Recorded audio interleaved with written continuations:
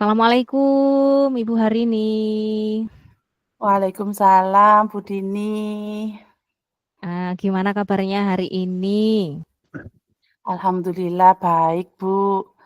Tapi gimana ya, ada sedikit yang mengganjal ini di pikiran saya selama ini.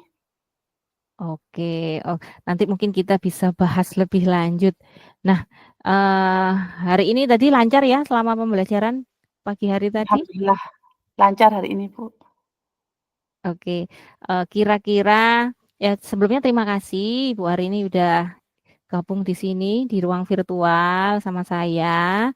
Kita nanti akan bercakap-cakap ya mungkin maksimal 15 menit aja. Nah, untuk pertama kali ini kita mau bicara tentang apa ini? Kita mau bahas apa ini, Bu?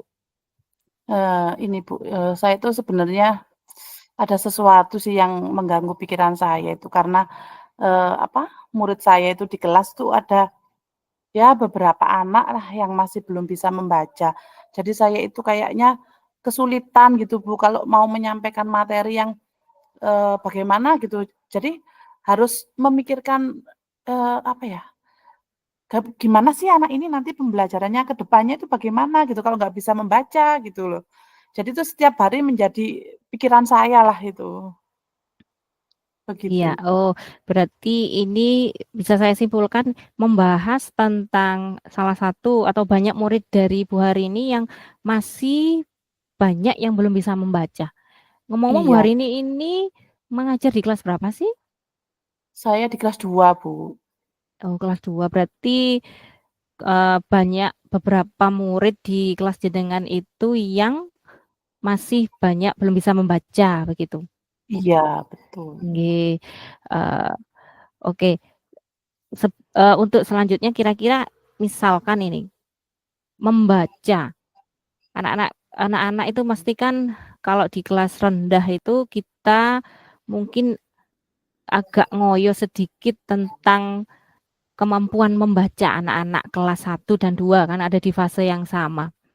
Kira-kira membaca menurut Bu Harine itu kriteria bisa membaca itu seperti apa sih?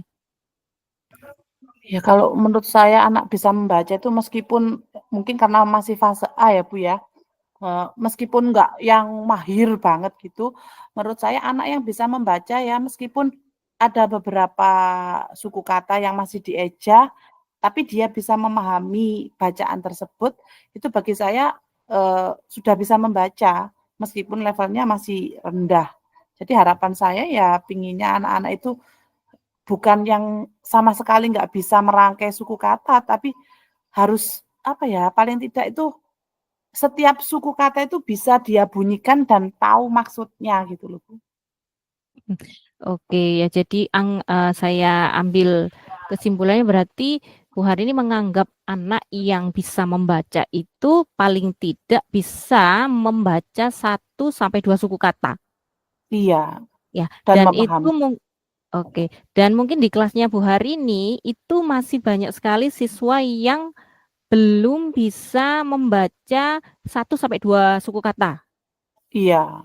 Oke, kira-kira kalau misalkan murid dengan situasi sekarang ini, kemampuan membaca murid dari Bu Hari ini, kalau misalkan direntangkan di angka 1 sampai dengan 10, itu kira-kira sekarang berada di angka berapa? Sekarang masih di level, ya 4 sampai 5 lah, Bu. 4 sampai 5. Iya. Apa yang menjadi indikator atau patokannya Ibu Hari ini bisa menyebutkan angka 4 atau 5 itu? Ya saya Mungkin dari persentasenya mungkin atau bagaimana? ya prosentasenya mungkin karena mungkin di rentang 1 sampai 10, ini kan gimana, Bu, ya, anak-anak itu masih hanya sebatas tahu huruf A sampai Z tanpa masih belum bisa merangkai misalkan, huruf konsonan sama huruf vokal, masih belum bisa berbunyi gitu loh.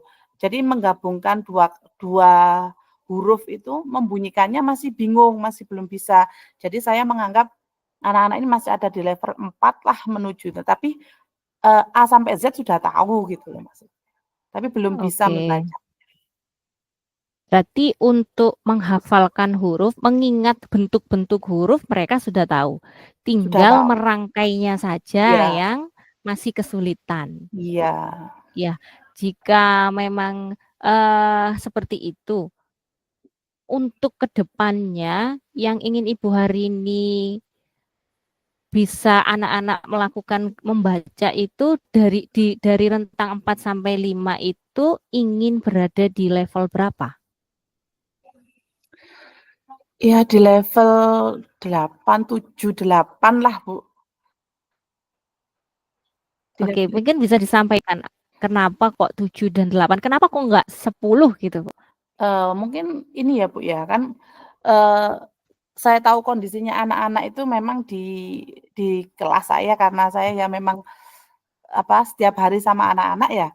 Akhirnya ini kalau saya itu bisa membawa anak-anak ini dari, rentang yang 4, 5 tadi ke 7, 8 itu bagi saya itu sudah ke anak-anak ini luar biasa, ke anak-anak kalau bisa pindah ke level sana itu bagi saya itu sudah, apa ya, kemajuan lah bagi anak-anak itu. Pokoknya saya tuh pinginnya anak-anak itu nanti kalau sudah di 8 mungkin targetnya akan bisa saya naikkan. Mungkin targetnya sampai saat ini, ya 8 itu bagi saya sudah lumayan lah gitu.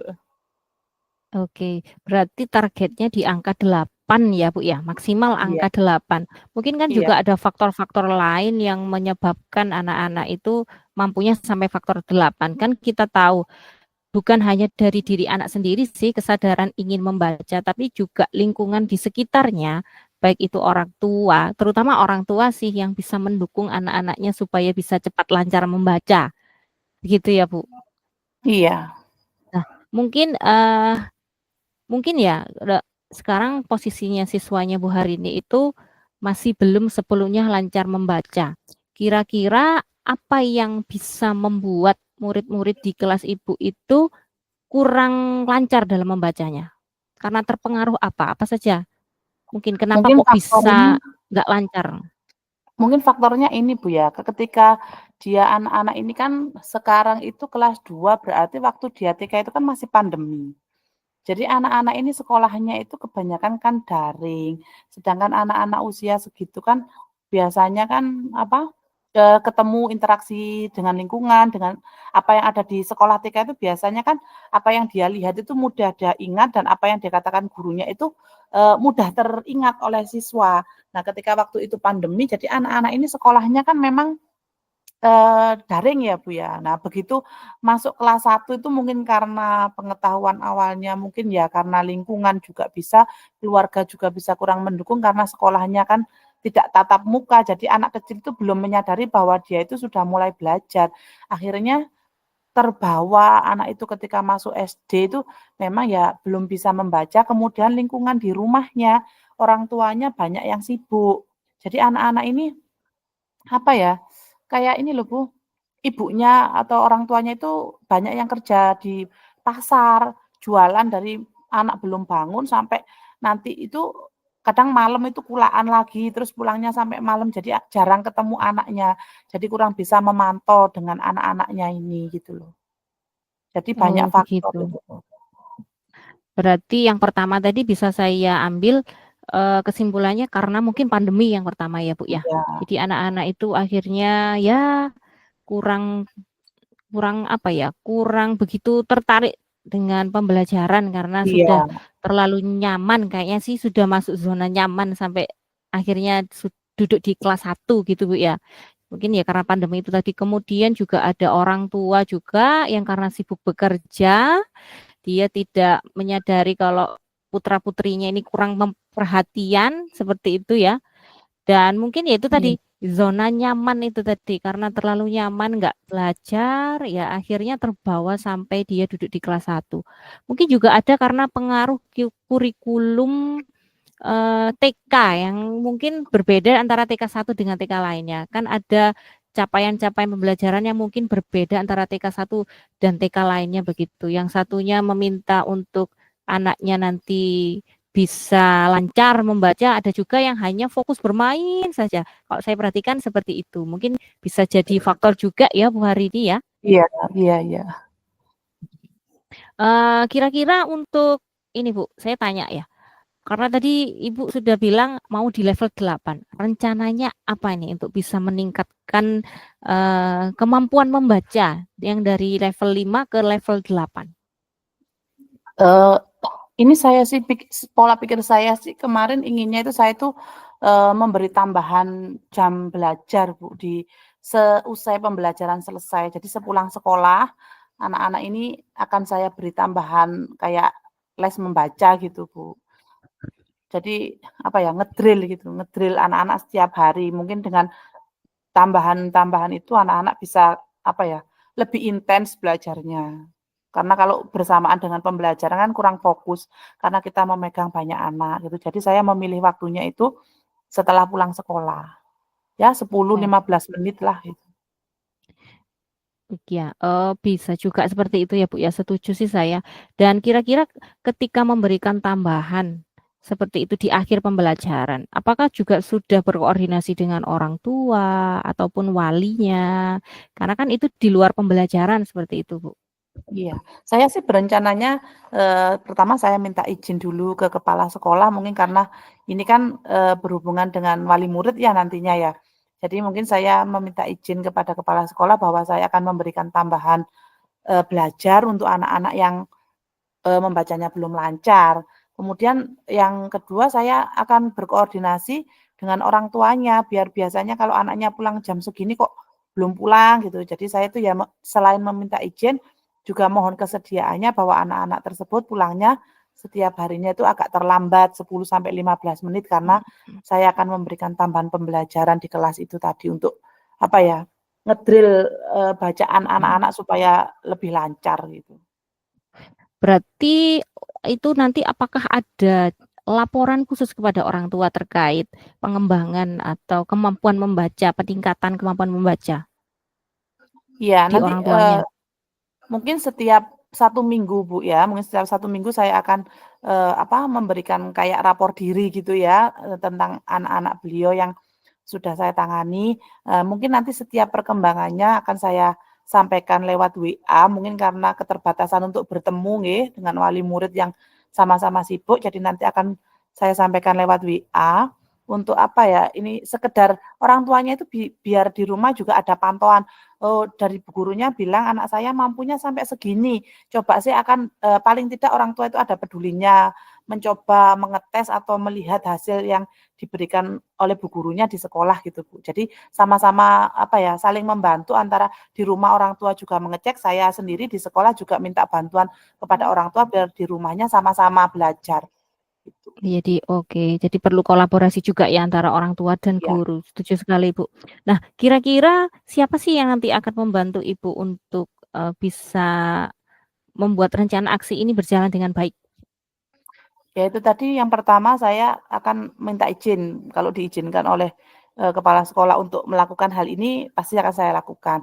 Yang kedua tadi saya juga, meminta kolaborasi atau meminta tolong kepada orang tua, supaya apa ya, ketika saya di sekolah memberikan tambahan, orang tua di rumah juga memantau lah paling tidak kalau dia memang tidak sempat untuk memberikan pembelajaran kepada anaknya, paling tidak memantau apa yang sudah saya katakan dari WA itu tadi. Nah yang kedua, murid ini ya memang harus termotivasi, kalau murid ini nanti tidak mau, kadang-kadang kan namanya anak kecil, "Bu, teman-teman pulang, saya kok enggak," gitu. Mungkin akan, bekerja sama dengan si murid ini tadi untuk, apa ya, memotivasi supaya dia itu semangat untuk bisa belajar gitu, Bu. Biar sama kayak teman-temannya gitu.